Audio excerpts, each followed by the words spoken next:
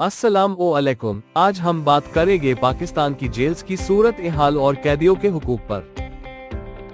पाकिस्तान की जेल्स में आज 90,000 से ज्यादा कैद हैं, जबकि उनका असली कैपेसिटी इससे आधी है। इनमें से लगभग 7% अभी तक अंडर ट्रायल है, यानी उनका फैसला तक नहीं हुआ। Reference NCHR report 2024।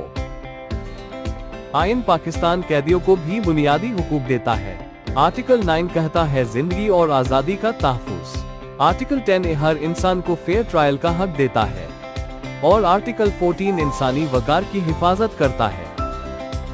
पाकिस्तान में जेल्स का निज़ाम दो कानूनों पर मबनी है, प्रिजन्स एक्ट 1894 और प्रिजन रूल्स 1978। सुप्रीम कोर्ट ने भी PLD 2020 के फैसले में जेल रिफॉर्म्स और ओवरक्राउडिंग को एड्रेस करने का हुक्म दिया।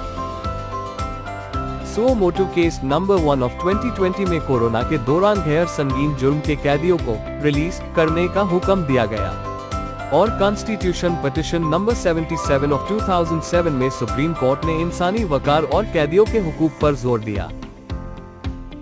दुनिया भर में UN के नेल्सन मंडेला रूल्स लागू होते हैं, जो कैदियों के लिए मिनिमम स्टैंडर्ड्स तय करते हैं, जैसे काफी जगह, सेहत की सहूलत और इंसानी सलूक।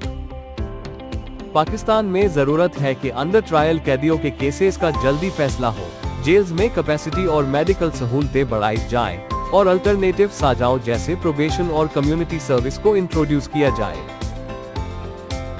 याद रखिए, कैदियों से जुर्म हुआ हो सकता है, लेकिन वो इंसान भी है। उनके हुकूक का तहफ़्फ़ुज़ रियासत की जिम्मेदारी है। लीगल अवेयरनेस के लिए फॉलो कीजिए।